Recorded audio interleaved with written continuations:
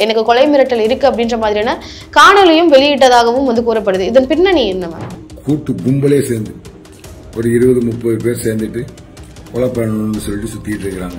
ஏன்னா லால வந்து ஒரு பெரிய எவிடன்ஸ் என்னவா இருக்கும் அப்படின்னா, ஒரு பர்சன் இறக்கிறதுக்கு முன்னாடி அவங்க சொல்லக்கூடிய எல்லா விஷயங்களும் வந்து ஒரு கன்ஃபெஷன் ஸ்டேட்மெண்ட் ஆகும், பிளஸ் ஒரு டையிங் டிக்ளரேஷனா எடுத்துக்கொள்ளப்படும். இவர்கிட்ட எல்லா டீடைல்ஸும் நான் கொடுத்த கம்ப்ளைண்ட் டீடைல்ஸ் எல்லாமே திரும்ப கொண்டு போய் கொடுக்கறதே போலீஸ் அதிகாரிகள் தான்.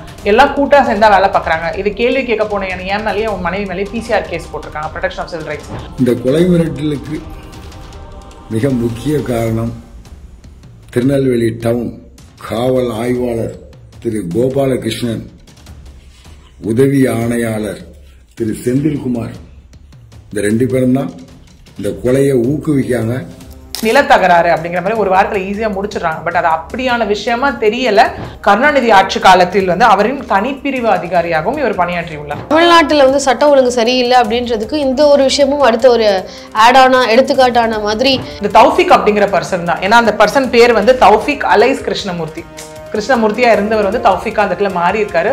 Police joining hands with accused or accused joining hands with police, எப்படி வேணா நம்ம எடுத்துக்கலாம். டிஎம்கேக்கு நெருங்கிய நபர். மின்சார வாரியம் இருக்கு இல்லையா, அங்க நம்ம திருநெல்வேலியில் இருக்க மின்சார வாரியத்தில் பல வழக்குகள் அவர் மீது, பல ஊழல் வழக்குகள் அவர் மீது இருக்க ஒரு பெரிய தன்னைத்தானே ஒரு தொழிலதிபர் அப்படின்னு சொல்லக்கூடிய ஒரு பர்சன் தான் அருணன். அவர் ஃபைனலாக ஒரு வேர்டு ஒரு இதோட அதில் முடிச்சிருப்பாரு. என்னன்னா, மரணிக்கும் போதும் சட்ட வழியில் போராடினேன் அப்படிங்கிற மாதிரி ஒரு விஷயம் அவர் சொல்லியிருப்பாரு. மரணிக்கும் போதும் சட்டத்தை மதித்தவனாக மன்னிக்க வேண்டும் என்ற ஆசைதான்.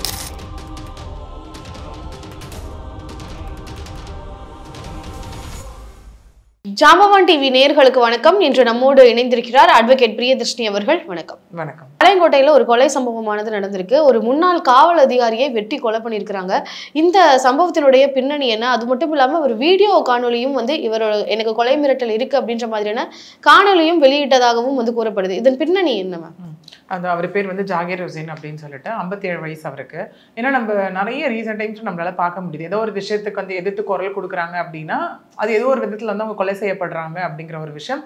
அது சில கேசஸ்ல வந்து நம்ம ஜகபர் அலி விஷயத்துல நம்ம பார்த்துருப்போம். முதல்ல அது ஆக்சிடென்ட் உறுதிப்படுத்தக்கூடிய விஷயமா ஒன்று இருந்தது. அப்புறம் அவருடைய மனைவியின் திரும்ப வந்து சொல்லி அப்போ இல்லைங்க எனக்கு சஸ்பெக்ட் இருக்குன்னு சொன்னதின் பேரில் போயிட்டு அங்கே இருக்க சிசிடிவி செக் பண்ணும்போது தான் தெரியுது இல்லை அது வந்துட்டு கொலை அப்படிங்கிற ஒரு விஷயம் அங்கே தெரிஞ்சுது. அதுலேயும் அவர் அந்த இடத்துல ஆடியோ போடுறது நம்மளால பார்க்க முடிஞ்சிருது. அவருமே சொல்லியிருந்தாரு, இல்லை என்னோட உயிருக்கு வந்து அச்சுறுத்தல் இருக்கு, இந்த மாதிரி இவங்கனால இருக்கு, அந்த மாதிரி RR குரூப்ஸ்னு சொல்லி சில விஷயம் அவருமே அங்கே சொல்லியிருப்பாரு. அதே மாதிரி தான் இந்த விஷயத்துலையும் இவர் போட்ட வீடியோ வந்துட்டு ஒரு பெரிய வைரலா இப்போ போயிட்டு இருக்கு. கொலை செஞ்சதுக்கு அப்புறமா தான் போயிட்டு இருக்கு. ஏன்னா அந்த வீடியோ அப்போ அவர் முன்னாடி போட்டதுக்கு காரணம் என்னன்னா, நம்ம அதை பார்க்கலாம், அவர் நிறைய விஷயத்தை அதில் சொல்லியிருப்பாரு. சொல்லி எனக்கு எதுவுமே இது வரைக்கும் நீதி நியாயம் கிடைக்கல, அட்லீஸ்ட் இந்த வீடியோ வெளியே வந்த அப்புறமா அதன் பேரில் நடவடிக்கை எடுக்கிறாங்களான்றது ஒண்ணு. இன்னொன்னு பார்க்கும் போது லிட்டரலி அந்த ஒரு விஷயம் வந்து ஒரு எல்லாத்தையும் பதிவு பண்ண மாதிரி தான் தெரிஞ்சது. என்னன்னா வந்துட்டு எனக்கு இந்த மாதிரி இந்த விஷயங்கள்லாம் இருக்கு, பட் உண்மைகள் எல்லாம் வெளியே வரணும் அப்படின்னு அவர் பதிவு பண்ணப்பட்ட மாதிரியும் நமக்கு அங்கே தெரிஞ்சது. ஏன்னா லால வந்து ஒரு பெரிய எவிடன்ஸ் என்னவா இருக்கும் அப்படின்னா, ஒரு பர்சன் இறக்கிறதுக்கு முன்னாடி அவங்க சொல்லக்கூடிய எல்லா விஷயங்களும் வந்து ஒரு கன்ஃபெஷன் ஸ்டேட்மெண்ட் ஆகும், பிளஸ் ஒரு டையிங் டிக்ளரேஷனா எடுத்துக்கொள்ளப்படும். அதாவது சாகும் தருவாயில் இருக்கும் ஒரு மனிதர் வந்து பொய் சொல்ல மாட்டார் அப்படிங்கிற ஒரு விஷயம். பிளஸ் அந்த வீடியோல நம்மளால பார்க்க முடிஞ்சது, அவர் சொல்லக்கூடிய தகவல் எல்லாத்துக்கும் பேப்பர்ஸ் எடுத்து ஷோ பண்ணிட்டு இருந்திருப்பாரு அந்த வீடியோல. நமக்கு அது நல்லாவே தெரிஞ்சிருக்கும் அந்த இடத்துல பார்க்கும்போது. இதன் பிறகு அது எப்படி போக போகுது விசாரணைகள் எல்லாமே அப்படின்னா கண்டிப்பா அந்த வீடியோ ஒரு பெரிய ஆதாரமா இருக்கும். இன்னொன்னு அந்த வீடியோல இன்னொன்னு எல்லாரும் சொல்லும்போது அந்த video just like that accept பண்ணப்படுமானா கிடையாது. அதுல இருக்க உண்மை தன்மை என்ன, அவர் அதுல காமிச்ச பேப்பர்ஸ் என்னன்னா, அவர் சில விஷயம் அதுல குறிப்பிட்டிருப்பாரு. இன்னைக்கு உங்ககிட்ட கம்ப்ளைண்ட் கொடுத்தேன், இது நடந்தது, இதெல்லாம் நடந்தது அப்படின்னு சொல்லி ஒரு சில விஷயங்கள் சொல்லியிருப்பாரு. அந்த விஷயத்தை சார்ந்து அந்த விஷயங்கள் சார்ந்த மனிதர்கள் கிட்ட இனிமே எல்லா இன்வெஸ்டிகேஷனும் ப்ராப்பரா நடக்க போற ஒரு விஷயமா தான் இருக்க போகுது. ஆனா அந்த வீடியோல பாத்தீங்கன்னா யார் அவரை வந்து கொலை செய்ய போறாங்க, யார்கிட்ட இருந்து மிரட்டல்கள் வருது, இந்த மாதிரி அவங்களுடைய பெயர்களையும் குறிப்பிட்டிருக்கிறாரு. இது எந்த வகையில எடுத்துக்கொள்ளப்படும் அப்படின்றதையும் இருக்கு இல்லையா? ஏன்னா அங்க அவர் மென்ஷன் பண்ணிருந்தது அதுதான், ஒரு 3 பேர் பேரை வந்து மென்ஷன் பண்ணியிருந்தார் அவர். ஆக்சுவலி அது நம்ம இது என்ன சம்பவம் நடந்ததுன்னு சொல்லிட்டு அவர் சொன்ன வீடியோ நம்ம அதுக்கப்புறம் பார்க்கலாம். அதுல ஒரு 3 பேரோட பேர் அவர் மென்ஷன் பண்ணி அதுல காவல்துறையினர் பேரும் 2 பேர் இருக்கு, ஒரு ஆய்வாளர் ஒரு உதவி ஆணையர் பேருமே இருக்கு, பிளஸ் தௌஃபிக்னு ஒரு பர்சன் பேருமே சொல்லி இவங்க தான் காரணம். ஓகே, இவர்கிட்ட எல்லா டீடைல்ஸும் நான் கொடுத்த கம்ப்ளைண்ட் டீடைல்ஸ் எல்லாமே திரும்ப கொண்டு போய் கொடுக்கறதே போலீஸ் அதிகாரிகள் தான். எல்லாம் கூட்டா சேர்ந்தா வேலை பார்க்குறாங்க. இது கேள்வி கேட்க போன என் மேலேயே அவன் மனைவி மேலே பிசிஆர் கேஸ் போட்டிருக்காங்க, ப்ரொடெக்ஷன் ஆஃப் சிவில் ரைட்ஸ். அந்த கேஸ் என் மேலே எங்க மேலே போடப்பட்டிருக்கு. ஏன்னா இதுல என்ன சொல்லப்படுது அப்படின்னா, அவர் வந்து விஆர்எஸ் வாங்கின ஒரு பர்சன் தான், வாலண்டரி ரிட்டையர்மெண்ட் சர்வீஸ் வாங்கினதுக்கு அப்புறம் சமூக பணியில வந்து ஈடுபட்டு இருக்க ஒருத்தரா இருக்காரு. பிளஸ் அது மட்டும் இல்லாமல் இன்னைக்கு கொலை சம்பவம் நடக்கப்பட்டது வந்து அவர் காலையில தர்காக்கு, ரம்ஜான் டைம் இல்லையா, போயிட்டு அவர் நோன்பு வச்சுட்டு வரும்போது தான் அவர் வந்து கொலை செய்யப்பட்ட ஒரு விஷயம் நம்மளால பார்க்க முடியுது. அதுவும் மர்டர்ல ப்ரூட்டல் மர்டர் அப்படிங்கிற ஒரு விஷயம் தான் இங்க. அதன் முன்னாடி இவர் யாரு என்ன விஷயம் சார்ந்து பண்ணிட்டு இருக்காரு அப்படின்னா, ஏன்னா இன்னைக்கு நடந்த விஷயத்த வச்சு அது என்ன சொல்லப்படுது அப்படின்னா நிலத்தகராறு அப்படிங்கிற மாதிரி ஒரு வாரத்துல ஈஸியா முடிச்சிடறாங்க. பட் அது அப்படியான விஷயமா தெரியல அவர் போட்ட வீடியோல இருந்து நம்ம பார்க்கும் போது. ஏன்னா இதுல வந்து முத்து ஜஹான் தர்கா இருக்கு இல்லையா, அதுல மூத்த வழியாக இருக்கிறார் இவர் இருந்து. அந்த வக்ஃப் போர்டு இருக்கு இல்லையா, அதுக்கு சம்பந்தமான நிலங்களை யாராவது ஆக்கிரமிச்சிருந்தாங்கன்னா போராடி மீட்டு அந்த நிலங்களை திரும்ப வக்ஃப் போர்டு கிட்டே கொடுக்கறதாகட்டும், இல்ல பாதிக்கப்பட்ட மக்களுக்கு அதுல இருந்து வருமானம் வரக்கூடிய ஒரு விஷயம் பண்ணக்கூடியதாகட்டும், இதெல்லாம் தான் அவர் செய்யக்கூடிய வேலையா இந்த இடத்துல வந்துட்டு இருக்கு. சரி, இவர் இது என்ன நமக்கு நடந்தது பார்த்தோம் அப்படின்னா, திருநெல்வேலி தொட்டிப்பாளையம் அப்படிங்கிற இடத்துல தான் சுத்தி தான் இந்த ஒரு இஷ்யூஸ் வந்து போயிட்டே இருந்திருக்கு. அதுக்கு முன்னாடி பார்த்தோம் அப்படின்னா, இவர் வந்து நெல்லை டவுன் தடிவீரன் கோயில் தெருவில் தான் வசிச்சுட்டு வந்துட்டு இருந்திருக்காரு. அவருடைய மகன் வந்து திருமணமாகி வெளிநாட்டில் இருப்பதாகவும் இவர் மனைவி இவருடைய மகள் எல்லாருமே அங்கே வசிச்சுட்டு வரும்போது இவர் சொன்ன மாதிரி பிஜிலி காவல்துறையில வந்து சப் இன்ஸ்பெக்டராக இருந்த டைம்ல இருந்திருக்காரு. அதுக்கப்புறம் விஆர்எஸ் வாங்கிட்டாரு. இது பிளஸ் இதுல இன்னொன்னு என்ன அப்படின்னா, கருணாநிதி ஆட்சி காலத்தில் வந்து அவரின் தனிப்பிரிவு அதிகாரியாகவும் இவர் பணியாற்றியுள்ளார். ஓகே, இதுதான் விஷயம். இவரை பத்தி நம்ம ஒரு ஐடென்டிஃபிகேஷன் இது கொடுக்கணும் அப்படின்னா இது விஷயமா இருக்கு. சரி, இது இருக்கட்டும். என்ன வீடியோன்னு போறதுக்கு முன்னாடி என்ன இன்சிடென்ட்டா இது இன்னைக்கு வெளியே வந்துச்சு அப்படின்னு பார்த்தோம்னா, சரி இந்த ஒரு விஷயம் வந்துட்டு மர்டர் ஆகும்போது ஸ்பாட்டுக்கு வந்து DC Geetha, AC deputy commissioner, அந்த அசிஸ்டன்ட் கமிஷனர் அஜித், இவங்க 2 பேரும் தான் ஸ்பாட்டுக்கு வராங்க. வந்து அங்க இருக்க சிசிடிவிஸ் எல்லாமே கைப்பற்றப்படுது. அதற்கு முன்னாடி இங்க என்ன ஆகுது அப்படின்னா, கொலை நடக்குது அப்படின்னா அது வந்து ஒரு கும்பலா கொலை பண்றாங்களா, 2 பேர் 3 பேர் கொலை பண்றாங்களா, எத்தனை பேர் கொலை பண்றாங்களா, 2 விதம் இருக்கு. ஒண்ணு வந்து அந்த இடத்த விட்டு தப்பிச்சு போறது, தலைமறைவா இருக்கிறது, போலீஸ் போய் அவங்களை கண்டுபிடிச்சு கூட்டு வருது. சில பேர் என்னன்னா அவங்களே சரணாவாங்க, வந்து சரணடைஞ்சிருவாங்க. அந்த மாதிரிதான் இந்த கேஸ்ல பார்த்தோன்னா கார்த்திக், அக்பர் ஷா அப்படின்ற 2 பேர் வந்துட்டு இங்க நெல்லை மாவட்ட கோர்ட்ல போய் சரணடைஞ்சிருக்காங்க வெட்டின கையோட. நம்ம பார்த்துருக்கோம்ல நிறைய கேஸ்ல, வெட்டின அந்த அறுவல் ரத்தத்தோட காயம், அந்த கொஞ்சம் கூட அந்த ரத்தம் சொட்ட போய் வந்துட்டு ஆஜரானதாக இருக்கட்டும், நிறைய விஷயங்கள் நம்ம பார்த்துருக்கோம். நம்ம ரவுடிசம் இதில் பார்த்தோம் அப்படின்னா ஒரு கேஸ்லாம் பார்த்தீங்கன்னா ஒருத்தரோட தலையெல்லாம் வெட்டி அந்த மூளையெல்லாம் கொண்டுட்டு போய் கமிஷன் ஆஃபீஸ் வாசலில் போட்டது எல்லாமே இருக்கு. சில கேசஸ்லாம் பார்த்தோம்னா அந்த மாதிரி ரொம்ப கொடூரமான விஷயம். இவங்கெல்லாம் எப்படின்னா அந்த ப்ராப்பர் அதுக்குன்னே கை தேர்ந்தவர்கள் இருப்பாங்க இல்லையா, அந்த கொலை செய்வதற்கு அந்த மாதிரி பர்சன்ஸ் ஹயர் பண்ணி பண்ணக்கூடிய ஒருத்தவங்களா கூட இருப்பாங்க இந்த இடத்துல. அப்போ இந்த நபர்களுக்கும் இவருக்கும் தனிப்பட்ட வகையில பிரச்சனை இருக்கா, இல்ல வேற ஒருத்தவங்களுடைய ஏவலின் அடிப்படையில வந்து கொலை செய்த நபர்களா? இது எல்லாமே நமக்கு அடுத்த இன்வெஸ்டிகேஷன் தான். இது எல்லாமே என்னன்னா முதற்கட்ட விசாரணை அப்படிங்கறத இங்க விஷயமா வந்திருக்கு. ஏன்னா அந்த வீடியோல சொல்லும் போது நம்மளால பார்க்க முடிஞ்ச ஒரு விஷயம் என்னவா இருக்கு அப்படின்னா, என்னை கொலை செய்வதற்காக ஒருவர் மட்டும் காத்துக்கிட்டல, ஓகே, ஒரு கும்பலே காத்துக்கிட்டு இருக்கின்றார். அப்போ இந்த கும்பல் வந்து அந்த கும்பலை சார்ந்தவர்களா, இல்ல அந்த தௌஃபிக் அப்படிங்கிற பர்சன், அவர் வச்ச அலிகேஷன் இருக்க பர்சன் ஏவி விட்ட பர்சனா அப்படிங்கிறதும் இங்க நம்ம வந்து பார்க்க வேண்டிய கட்டாயத்துல இருக்கும். ஏன்னா இது எல்லாமே இங்க பார்த்தோம் அப்படின்னா அடுத்தடுத்த கட்ட இன்வெஸ்டிகேஷன்ல தான் நமக்கு தெரிய வரக்கூடிய ஒரு விஷயமாவே இந்த இடத்துல இருக்க போகுது இங்க. அது மட்டும் இல்லாம இங்க என்ன அப்படின்னு பார்த்தோம்னா, அவர் அதை சொன்ன மாதிரி ஒரு காவல்துறையில இருந்து தாண்டி ஒரு விஆர்எஸ் வாங்கிட்டு வந்த ஒரு பர்சன், அது மட்டும் இல்லாமல் தொடர்ந்து சொன்ன மாதிரி அந்த வக்ஃப் சம்பந்தமான வந்து ஒரு ப்ராப்பர்ட்டிஸ் யார் கையிலேயாவது இல்லீகலா மாட்டிட்டு இருந்தாலோ, இல்ல யாராவது அதை வந்துட்டு பொசிஷனோ ஓனர்ஷிப்போ வச்சிருந்தாலோ அதை நியாயமா என்ன சொல்றது, நீதி வழி போராடி, ஓகே, ப்ராப்பரா கம்ப்ளைண்ட்ஸ் ரெஜிஸ்டர் பண்ணி ப்ராப்பரா கோர்ட்டுக்கு போய் ப்ராப்பரா நீதி வழியில போராடி தான் அதை மீட்டு கொடுத்ததாகட்டும், இல்ல அதை மீட்கிறதுக்கான போராட்டங்களாகட்டும், இது எல்லாமே அவர் பண்ணிட்டு இருந்தக்கூடிய ஒரு விஷயத்தை நம்மளாலுமே இங்க தெரிஞ்சுக்க முடியுது. இதுல இருந்து இவருடைய பின்னணி அப்படின்னு பார்க்கும்போது தனிப்பட்ட நபரா இவர் எந்த மாதிரியான நபரா இருந்திருக்கிறாரு? அவர் ரெக்கார்ட்ஸ் எல்லாமே இங்க கிளீனா தான் இருக்கு. எல்லாருமே சொல்ல சில அரசியல்வாதிகளும் கண்டனங்கள் தெரிவிச்சிருக்காங்க இந்த இடத்துல. ஏன்னா அவங்க சொல்லக்கூடிய விஷயமும் பார்க்கும்போது இவர் விஆர்எஸ் வாங்கிட்டு சமூகம் சார்ந்த பிரச்சனைகளை கேள்வி கேட்பதற்காகவும் சமூகம் சார்ந்த ஒரு நலத்திட்டங்கள்ல தான் இவர் நிறைய பணியாற்றிருக்காரு அப்படின்னுமே இவர் இந்த இடத்துல சொல்லியிருக்காரு. ஒண்ணு. இன்னொன்னு என்ன அப்படின்னு பார்த்தோம்னா, ஏன்னா இவருமே காவல்துறையில இருந்திருக்காரு. ஒண்ணு. அது மட்டும் இல்லாமல் இவருடைய கேஸ் எடுத்து நடத்தும் போது இவருடைய அட்வொகேட் இருக்காங்க இல்லையா, அட்வொகேட்டோட அப்பாக்கே மிரட்டல் வந்ததுன்ற அளவுக்கு சொல்லியிருக்காரு. அட்வொகேட்டோட அப்பாக்கு. ஓகே, ஒண்ணு. அது மட்டும் இல்லாமல் இவர் 2 காவல்துறையினர் மீது வந்து அங்க குற்றம் சாட்டு வச்சிருந்தார் இல்லையா, இவங்க தான் அந்த பர்சனுக்கு வந்து எல்லாமே தௌஃபிக் எல்லாமே எடுத்து தராங்க, என்னை சார்ந்த விஷயங்களை எல்லாரையும் ஒருங்கிணைக்கிறதே இந்த 2 காவல் அதிகாரிகள் தான் பண்றாங்க அப்படின்னு சொல்லியிருந்தார் இல்லையா.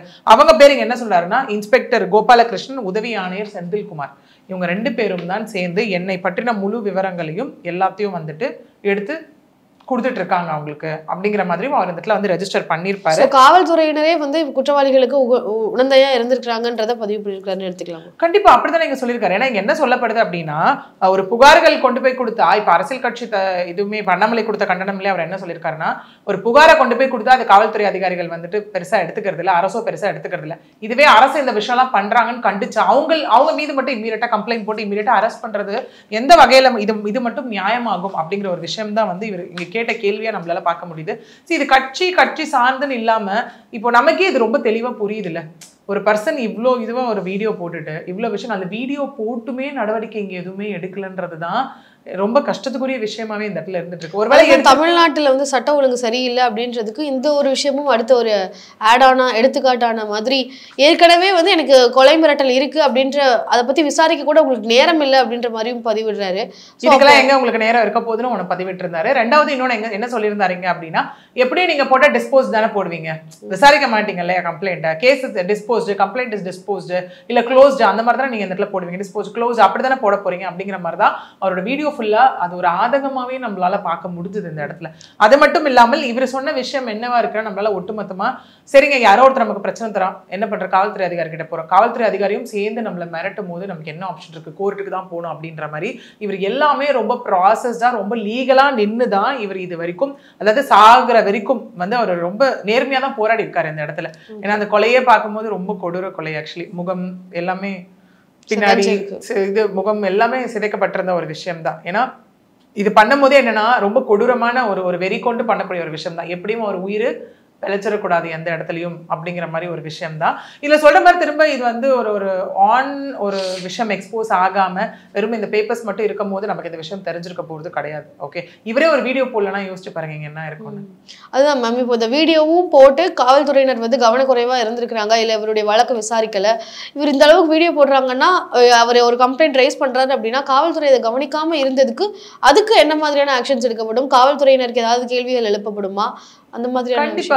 ஏன்னா இப்போ காவல்துறை உடனே ஒரு விஷயம் சொல்லியிருக்காரு. அவர் அதுக்கு முன்னாடி இதுல என்ன சொல்லியிருக்காரு அப்படின்னா, அவர் சொல்லும் போது அந்த வீடியோல அவர் இன்ட்ரோ பண்றதே நம்மளால பார்க்க முடியும். தான் வந்து இந்த பகுதியை சார்ந்தவர், நான் சொன்ன மாதிரி மூத்த வழியாக அந்த பர்டிகுலர் முத்து ஜகான் தர்கால வந்துட்டு அவர் இருந்துட்டு இருக்கிறதையுமே அவரே சொல்லியிருக்காரு. சொல்லிட்டு அவர் முதல்ல ஆரம்பிக்கும் போது என்ன வருதாங்கன்னா, இந்த தௌஃபிக் அப்படிங்கிற பர்சன் தான். ஏன்னா அந்த பர்சன் பேர் வந்து தௌஃபிக் அலைஸ் கிருஷ்ணமூர்த்தியா இருந்தவர் வந்து தௌஃபிகா அந்த இடத்துல மாறி இருக்காரு. 9 வருடங்களுக்கு முன்னாடி மதம் மாறி இருக்காரு, இஸ்லாமிய மதத்துக்கு மாறி இருக்காரு. அது மட்டும் இல்லாமல் என்னவா இருக்கு அப்படின்னா, ஒரு இடம் இருக்கு இல்லையா, இந்த வஃப் சம்பந்தப்பட்ட ஒரு இடம், அதுக்கு வந்து ஒரு குமாஸ்தாவாக தான் முதல்ல வந்திருக்காரு. அதாவது இடத்தோட ஓனர் இருக்கார் இல்லையா, குமாஸ்தாகவா தான் ஃபர்ஸ்ட் உள்ள வந்து, அப்புறம் வந்து என்னன்னா ஒரு வக்கீல் போல தான் ஒரு வக்கீல்னு சொல்லிட்டு அந்த மாதிரி சில விஷயங்கள் அவர் அங்க சொன்னதாகவும் சொல்லப்படுது. அது மட்டும் இல்லாமல் அந்த இடத்தோட ஓனர் பொண்ணு இருக்காங்க இல்லையா, அவரையே இவர் வந்து இங்க மேரேஜ் பண்ணிக்கிட்டாரு அப்படின்னு சொல்லப்படுது. தௌஃபிக். அது மட்டும் இல்லாமல் அந்த மேரேஜ் ஆனாங்க இல்லையா பொண்ணு, அந்த பொண்ணு ஆல்ரெடி வேற ஒருவரை திருமணம் செய்திருந்ததுனால அவங்க கிட்ட டிவோர்ஸ் வாங்க வச்சு இவர் கல்யாணம் பண்ணிக்கிட்டாருன்னு இந்த இடத்துல சொல்லப்படுது. ஓகே, அதுவும் அவர் இடத்துல வீடியோல வந்து கிளியரா அவர் சொல்லியிருப்பார், சொன்னதையும் நம்மளால பார்க்க முடிஞ்சது. பிளஸ் என்ன சொல்லியிருந்தார் அப்படின்னா, இவங்களோட மனைவி அதாவது நூறு நிஷா அவங்களோட மனைவி வந்துட்டு பார்த்தோம்னா ஃபோர்ஜரி கேஸ்லயும் மாட்டியிருக்காங்க அப்படிங்கிறது இங்க விஷயமா இருக்கு. ஏன்னா அந்த இடத்த அடமானம் வச்சு ஒரு 10 லட்ச ரூபா வாங்கி அதுல வந்து செக்கை வந்து ஃபோர்ஜரியா பண்ணி அந்த வழக்குலையும் உள்ள போயிட்டு கைதாகி பெயில்ல வெளியே வரதுக்கே அந்த பாண்ட் 5000 ரூபாய் கொடுத்துருக்காங்க. அது மட்டும் இல்லாமல் அதன் பேரில் அவங்களுக்கு 6 மாதம் சிறை தண்டனை போடப்பட்டது. ஓகே, அந்த கேஸை எதிர்த்து இப்போ இவங்க அப்பீல் போயிருக்காங்க. இப்படின்னும் மொத்த பின்னணியும் இவர் விவரிக்கிறார், எந்த அளவுக்கு அவங்க கிரிமினல் மைண்ட் கிரிமினல் இன்டென்ஷன் உள்ள பர்சன் இங்க அப்படிங்கிற மாதிரி இங்க வந்துட்டு சொல்ல ஆரம்பிச்சார் அவர் அந்த வீடியோல. அதுக்கப்புறம் என்ன சொல்லியிருப்பாரு அப்படின்னா, இங்க இது எல்லாத்துக்கும் உடந்த 2 காவல் அதிகாரி தாங்க. சொன்ன மாதிரி அந்த பர்டிகுலர் திருநெல்வேலி டவுன் காவல் நிலையத்தோட காவல் ஆய்வாளர் கோபாலகிருஷ்ணன் ஆகட்டும், உதவி ஆணையர் செந்தில்குமார் ஆகட்டும், இவங்க எல்லாருமே சேர்ந்துதான் என்ன கொலை செய்யணும்னு ஊக்குவிச்சுட்டு இருக்காங்க. which means நம்ம சொல்லுவோம்ல, police joining hands with accused or accused joining hands with police, எப்படி வேணா இதை நம்ம எடுத்துக்கலாம். ஓகே, சோ அது இங்க நடந்திருக்குன்றத ரொம்ப தெளிவா இங்க பதிவிடுறாரு, அவர் பதிவிட்டிருக்காரு ஆக்சுவலி. ஏன்னா ஊக்குவிப்பு அப்படிங்கிறாரு. அப்ப அவர் என்ன சொல்லணும், இந்த மாதிரி எனக்கு ஒரு கொலை மிரட்டல் இருக்குங்க, நான் போய் யார்கிட்ட கம்ப்ளைண்ட் கொடுக்க முடியும், காவல் அதிகாரிகிட்ட தான் கம்ப்ளைண்ட் கொடுக்க முடியும். அப்ப காவல் அதிகாரி என்ன பண்ணணும், நான் கொடுத்த புகாரின் மீது ஆக்ஷன் எடுக்கணுமா, இல்ல நான் யார் மீது புகார் கொடுத்தணும் அவங்களை கூப்பிட்டு வச்சு உட்காந்து அவங்களுக்கு கொடுக்கணுமா ரெக்கார்ட்ஸ், இதுதான் நியாயமான விஷயம் இல்லையா? பட் காவல்துறை அந்த பக்கம் வந்துட்டு அதை பண்ணாங்கன்னு சொல்றாங்க. அது மட்டும் இல்லாமல் இந்த ஜாகிர் ஹுசைன் அவர்கள் கொடுத்த எல்லா கம்ப்ளைண்ட்ஸையும் கம்பைல் பண்ணி அந்த கம்ப்ளைண்ட்ஸோட டீடைல்ஸ் எல்லாமே இங்க தௌஃபிக்கு கொடுத்தாங்க அப்படின்னும் அவர் அந்த இடத்துல ரெஜிஸ்டர் பண்ணியிருக்காரு. ஓகே மேம், இப்போ இந்த ஒரு வழக்கு வந்து அடுத்ததாக எந்த கட்டத்துக்கு போகும், இந்த வழக்கை வந்து எப்படி விசாரிப்பாங்க அப்படின்ற ஒரு கேள்வியும் இருக்கு இல்லையா? ஏன்னா இவர் கொடுத்த வாக்குமூலம் எல்லாமே வீடியோவா ரெக்கார்ட் ஆயிருக்கு. இதுக்கப்புறமா இந்த கேஸை ப்ரொசீட் பண்றது எந்த மாதிரி இருக்கும்? சரி, கொடுத்த இது இல்லாம இவர் வந்து நிறைய விஷயங்கள் இங்க பேசியிருப்பாரு. ஏன்னா நிறைய டாக்குமெண்ட்ஸ் அங்க பேசும்போது என்னென்ன டேட்ல கம்ப்ளைண்ட்ஸ் கொடுத்திருக்காரு, யார்கிட்ட கொடுத்திருக்காரு, அந்த கம்ப்ளைண்ட்ஸ் எல்லாமே இனிமே வந்து விசாரிக்க ஆரம்பிப்பாங்க கண்டிப்பா. ஏன்னா அவரு அதுல காமிக் வந்து நான் சொன்ன மாதிரி ஒரு டாக்குமெண்ட்ஸ் அவர் காமிச்சிருப்பாரு. பிளஸ் இந்த போலீஸ் விஷயம் சொல்லிட்டு இல்லாம அவர் என்ன பண்ணியிருந்தாருன்னா, இதெல்லாம் நான் தட்டி கேள்விகள் கேட்கறதுனால என் மேலேயும் மனைவி மேலேயும் பிசிஆர் கேஸ் போடுறாங்க அப்படின்னு சொல்லிட்டு இன்னொரு விஷயமும் அவர் சொல்லியிருப்பாரு. இந்த முன் விரோதம், நிலத்தகராறுன்னு சில விஷயம் சொல்லியிருக்காங்க இல்லையா, அது எதனை சார்ந்தது அப்படின்னா இந்த ஃபோர்ஜரி டாக்குமெண்ட் நம்ம சொல்றோம் இல்லையா, அந்த 85 வயதுடைய அமீர் பிபி அவங்களுடைய நிலம் தான் அந்த விஷயத்த. அதை தௌஃபிக் என்ன பண்ணிருப்பாரு சொல்லிடுறாங்க, அவருடைய பேத்தி பெயருக்கு மாத்துறதுக்காக வந்து கம்ப்ளீட்டா அதை ஃபோர்ஜ் பண்ணிருக்காரு அந்த இடத்துல அப்படிங்கிறதும் இவர் இந்த இடத்துல ரெஜிஸ்டர் பண்ணிருப்பாரு. ஏன்னா 85 வயசுல சாகும் தருவாயில் இருக்க ஒரு மூதாட்டி கிட்ட போயிட்டு இதுக்கும் அவங்களுக்கும் சம்பந்தம் இல்லை அப்படின்னு சொல்லி ஒரு டாக்குமெண்ட்டே நேம் டிரான்ஸ்ஃபர் வந்து இங்க பண்ணதையும் நம்மளால பார்க்க முடிஞ்சுது அப்படின்னு சொல்றாங்க. இதுக்கு இதுவா வந்து வட்டாட்சியரும் இங்க ஒரு அறிக்கை கொடுத்ததை நம்மளால பார்க்க முடிஞ்சுது. அது மட்டும் இல்லாமல் வக்ஃப் தீர்ப்பாயத்துல வந்து 303/18 அப்படின்ற இதுல வந்து இந்த வழக்கும் இன்னும் நடந்துட்டு இருக்குன்னு அவர் சொல்லிட்டு இருக்காரு. ஓகே, அங்கேயும் சைமல்டேனியஸா இந்த வழக்கு போயிட்டு இருக்கு. அது மட்டும் இல்லாமல் இந்த 36 சென்ட் இருக்கு இல்லையா, அந்த லைக் டிஸ்பியூட் அந்த லேண்டோட வர்த் இருக்கு இல்லையா, பிளஸ் என்னன்னா 2010 சர்வே படி அந்த தர்கா இருக்கு இல்லையா, அந்த தர்காக்கு பாத்தியமானது அப்படிங்கறது ஒரு விஷயம் ஜட்மெண்ட் வந்துருச்சு இந்த இடத்துல. ஓகே, ஜட்மெண்ட் வந்ததுக்கு அப்புறம் என்ன ஆகுது அப்படின்னா அதை ஒட்டி இன்னொரு 2.5 சென்ட் இருந்திருக்கு. ஓகே, அந்த 2.5 சென்ட் இங்க என்ன பண்ணிருக்காங்க அப்படின்னா ஃபோர்ஜ்டு டாக்குமெண்ட் திரும்ப கிரியேட் பண்ணிருக்காங்க. தௌஃபிக் வந்து ஃபோர்ஜ் டாக்குமெண்ட். சோ இந்த மொத்த கொலையினுடைய அடிப்படையில அவர் மொத்தமா குற்றம் சொல்றதுல முக்கியமான நபர் தௌஃபிக் தான். திரும்ப சொல்ற தௌஃபிக் தான். இதுலயும் அவர் என்ன பண்ணிருக்காருன்னா இந்த இடத்துல வந்துட்டு ஸ்டே வாங்கியிருக்கேன்னு சொல்றாரு. அந்த விஷயத்துல ஸ்டே வாங்கி என்ன பண்ணிருக்காருன்னா அந்த இடம் சாதகமா ஆச்சு இல்லையா, அந்த இடத்த அப்படியே விட்டுறாம அந்த மக்களுக்கு ஏதாவது வருமானம் வரணும் அப்படிங்கிறதுக்காக அவங்க ஷெட்டும் போடணுன்ற ஒரு இதுல இருந்திருக்காரு. அதான் சமூக பணிகள்ல மக்கள் சார்ந்த பணிகள்ல அவர் திரும்ப திரும்ப ஈடுபடுறாருன்னு சொல்றோம் இல்லையா, அதுக்கான ஒரு விஷயமாவும் இங்க பார்க்கப்படுது. அது மட்டும் இல்லாமல் அந்த லேண்டை வந்து வச்சிருந்தாங்க இல்லையா, அவங்க என்னதான் கேஸை தோத்திருந்தாலும் அவங்களுக்கும் ஒரு அமௌண்ட் நான் இங்க கொடுத்தேன், அதாவது மக்கள் சார்பா வந்து அவங்களும் சரி ஓகே இருந்துட்டாங்களே அப்படிங்கிற மாதிரி ஒரு அமௌண்ட்டும் இங்க கொடுக்கப்பட்டது அப்படின்னு சொல்றாரு. அது மட்டும் இல்லாமல் இவர் அந்த ஷெட்டு போட வந்தார் இல்லையா, போட வரும்போது தௌஃபிக் வந்து தகராறு பண்ணப்போ போலீஸ் இதன் மீது எந்த ஆக்ஷனும் எடுக்கல. தௌஃபிக்கு வந்துட்டு உடந்தையாக போலீஸ் இருந்தாங்க அப்படின்னு அப்படின்னு ஒரு விஷயம் நடந்திருக்கு. இவர் உடனே என்ன பண்ணிருக்காரு, டிசம்பர் 9ஆம் தேதி அப்பவே ஒரு போலீஸ் கம்ப்ளைண்ட் கொடுத்திருக்காரு. அவர் சொல்றாரு கம்ப்ளைண்ட் எடுக்கல, நான் இமீடியட்டா என்ன பண்ணேன்னா 10ஆம் தேதி ரெஜிஸ்டர்ட் போஸ்ட் அனுப்பினேன், அதுக்கும் என்ன ஒரு ரெஸ்பான்ஸும் வரல. திரும்ப ஏப்ரல் 12, 2023 நான் என்ன பண்ணேன் அப்படின்னா இது எல்லாத்தையும் காமிச்சு கோர்ட்ல காமிச்சு ஒரு ஸ்டே வாங்கிட்டு வந்தேன். அதாவது சிசிடிவி அவங்க வந்து என்ன பேசுறது, கொலை மிரட்டல் விடுறது எல்லாமே நான் கோர்ட்லயும் காமிச்சிருக்கேன் அப்படின்னு சொல்றாரு. அதுக்கப்புறம் என்ன அப்படின்னா 20th போல என்னது இந்த விசாரணைகளும் நடந்தது இதன் பேரில். அதாவது ஆடியோ இவரை சப்மிட் பண்ணதா சொல்லப்படுது. பட் அதுக்கப்புறம் திரும்ப அது காவல் நிலையத்துக்கு வரும்போது இங்க விசாரணையும் மறுக்கப்பட்டது அப்படின்னு சொல்றாரு. இது மட்டும் இல்லாமல் அவர் சொல்லக்கூடிய இன்னொரு முக்கியமான பெயர் தௌஃபிக். இதெல்லாம் சொல்லிட்டாரு இல்லையா, கோபாலகிருஷ்ணன் காவல் ஆய்வாளர் தௌஃபிக், பிளஸ் வந்து நம்ம இங்க அசிஸ்டன்ட் கமிஷனர் வந்து செந்தில்குமார், அப்போ உதவி ஆணையர், இதெல்லாம் சொல்லிட்டு அதுக்கப்புறம் ஒரு சொல்லக்கூடிய ஒரு பெயர் என்ன அப்படின்னா டிஎம்கேக்கு நெருங்கிய நபர் மின்சார வாரியம் இருக்கு இல்லையா, அங்க நம்ம திருநெல்வேலியில் இருக்க மின்சார வாரியத்துல பல வழக்குகள் அவர் மீது, பல ஊழல் வழக்குகள் அவர் மீது இருக்க ஒரு பெரிய தன்னைத்தானே ஒரு தொழிலதிபர் அப்படின்னு சொல்லக்கூடிய ஒரு பர்சன் தான் அருணன். அவரும் இதுல இன்வால்வ்டு அப்படின்றத அவர் அதுக்கப்புறம் சொல்லியிருப்பாரு அந்த இடத்துல. ஓகே மேம், அதே மாதிரி இப்போ இந்த கொலை வந்து நடந்திருக்கு. இப்போ திருநெல்வேலியில அடிக்கடி கடந்த ஆண்டுல இருந்து இப்போ வரைக்குமே வந்து திருநெல்வேலியை ஒட்டி இந்த மாதிரியான சம்பவங்கள் அப்படின்றது அதிகரிச்சுட்டே தான் இருக்கு அப்படின்றத பார்க்க முடியுது. ஏன்னா தென் மாவட்டங்கள்ல வந்து உங்களுக்கு கொலையாகட்டும் இல்ல கூலிப்படையை ஏவி விட்டு பண்ற விஷயமா ரீசெண்டா ஒரு இது நம்மளால பார்க்க முடியுது.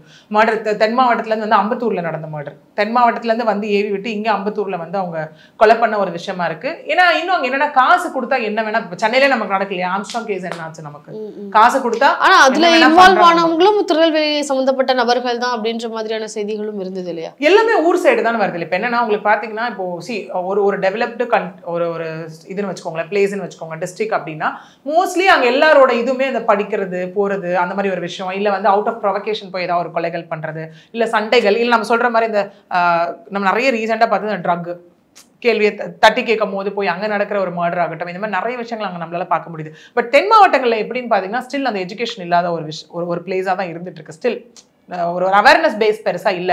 அவங்களுக்கு அங்க நீங்க 1 லட்சம் கொடுக்கும்போது ரொம்ப பெரிய விஷயம் தானே அந்த இடத்துல.